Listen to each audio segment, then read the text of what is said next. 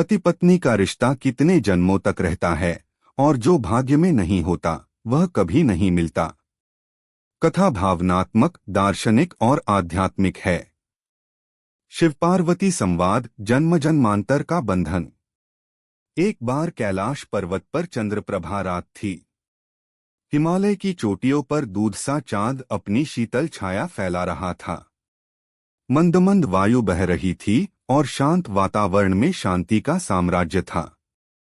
मां पार्वती ध्यानमग्न थीं, लेकिन हृदय में एक हलचल थी। उन्होंने धीरे से नेत्र खोले और समीप विराजमान भगवान शिव को निहारते हुए कहा, नाथ, एक प्रश्न मन में बहुत दिनों से है। क्या आप उत्तर देंगे? शिव ने मुस्कुराते हुए कहा, उमा, तुमसे कोई बात छिपी है क्या? पूछो। पार्वती ने कुछ क्षण मौन रहकर कहा, नाथ, ये पति पत्नी का जो बंधन है, ये क्या एक ही जन्म तक होता है या अनेक जन्मों तक चलता है? और यदि कोई भाग्य में ना हो तो क्या लाख प्रयासों के बाद भी वह रिश्ता नहीं जुड़ता? शिव की दृष्टि स्थिर हो गई। उनके भीतर से जैसे काल बोलने लगा। उन्होंने अपनी त्रिनेत्री दृष्टि से समय की गहराइयों में झांका, फिर बोले, उमा, यह प्रश्न केवल तुम्हारा नहीं, प्रत्येक जीव का है जो प्रेम करता है, जो किसी को अपने हृदय में स्थान देता है। पति पत्नी का रिश्ता केवल देह का नहीं, आत्मा का बंधन होता है। यह बंधन यदि सच्चा हो तो जन्म जन्मांतर तक चलता है। यह रिश्ता पृथ्वी पर नहीं, ब्रह्मांड के सूक्ष्म लोकों में बनता है। पार्वती की आंखों में हल्का सा आंसू भर आया। तो क्या सभी पति पत्नी पूर्वजन्म से जुड़े होते हैं? शिव बोले, नहीं, ऐसा नहीं है। कुछ रिश्ते केवल इस जन्म के कर्मों के कारण बनते हैं और वे जन्म पूरा होते ही छूट जाते हैं। परंतु कुछ आत्माएं ऐसी होती हैं जो बार बार एक दूसरे को खोजती हैं। जैसे तुमने मुझे पाया, वैसे ही कुछ आत्माएं 7 जन्मों में भी नहीं बिछड़ती। पार्वती ने धीमे स्वर में कहा, लेकिन यदि कोई किसी से सच्चा प्रेम करे और फिर भी वह साथ ना मिल सके तो क्या वह प्रेम अधूरा रह जाता है? शिव का स्वर गंभीर हुआ, उमा, प्रेम कभी अधूरा नहीं होता। प्रेम मिलन नहीं, समर्पण है। जो भाग्य में नहीं लिखा होता वह लाख कोशिशों के बाद भी नहीं मिलता, क्योंकि ब्रह्मांड की रचना केवल भावनाओं से नहीं, नियति से चलती है। कई बार कोई आत्मा तुम्हें सब कुछ लगती है, लेकिन वह केवल तुम्हें कुछ सिखाने आती है, धैर्य, त्याग या दर्द का अर्थ। पार्वती बोली, तो क्या किसी को खो देना भी प्रेम की यात्रा का हिस्सा होता है?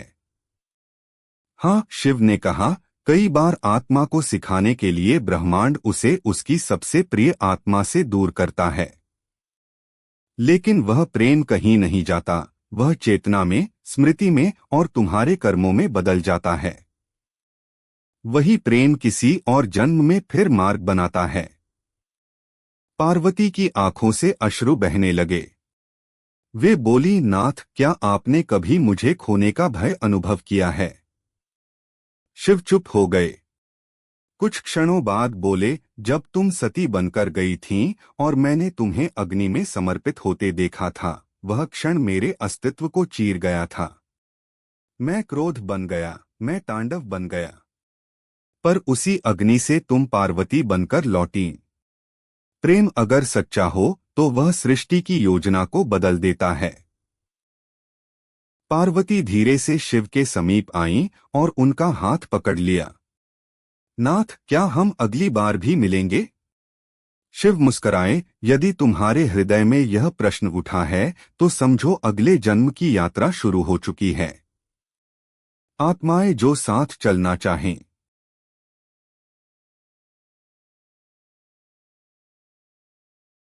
उन्हें कोई ब्रह्मा, कोई विधि, कोई मृत्यु भी रोक नहीं सकती। कुछ क्षण मौन रहा। हवा में एक गूंज थी, जैसे अनंत लोकों में यह संवाद प्रतिध्वनित हो रहा हो। शिव बोले, उमा, संसार के अधिकांश लोग सोचते हैं कि विवाह केवल एक सामाजिक बंधन है।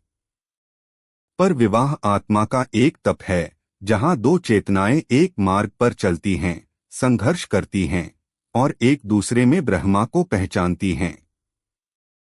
जो रिश्ता भाग्य में नहीं होता वह इसलिए नहीं होता क्योंकि वह आत्मा की यात्रा में आवश्यक नहीं होता। जीवन में वही होता है जो होना चाहिए, ना कि जो हम चाहते हैं। पार्वती ने कहा, लेकिन जो लोग टूट जाते हैं, जिनका प्रेम अधूरा रह जाता है।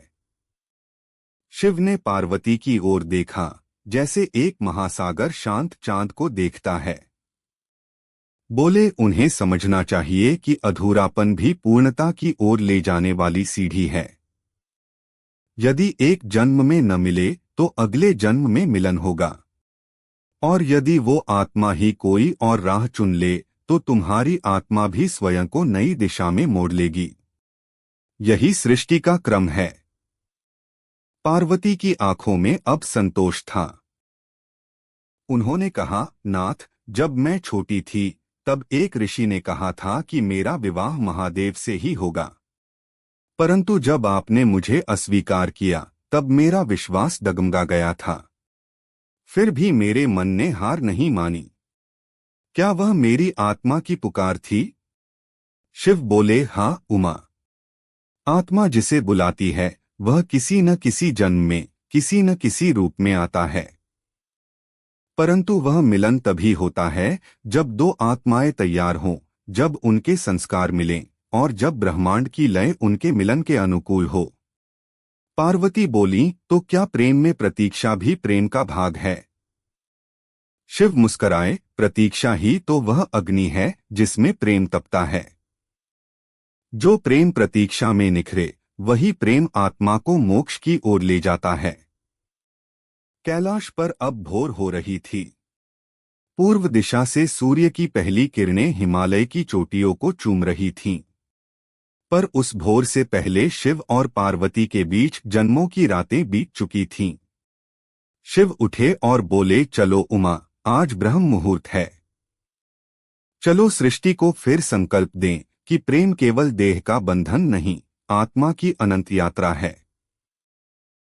और जो आत्मा तुम्हारी नहीं, उसे कितना भी खींचो वह नहीं टिकेगी। जो तुम्हारी है वह एक आह से लौट आएगी। पार्वती ने अपने आंसू पोंछे। आज उनके भीतर एक असीम शांति थी। वे जान चुकी थीं कि पति पत्नी का रिश्ता केवल इस जन्म की बात नहीं, वह आत्मा की वह गूंज है जो अनंत में भी एक दूसरे को पहचानती है।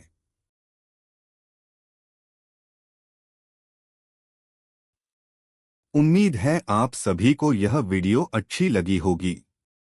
अगर आप शिव जी के सच्चे भक्त हैं तो चैनल को सब्सक्राइब करो और वीडियो को लाइक करके कमेंट में हर हर महादेव लिख दीजिए।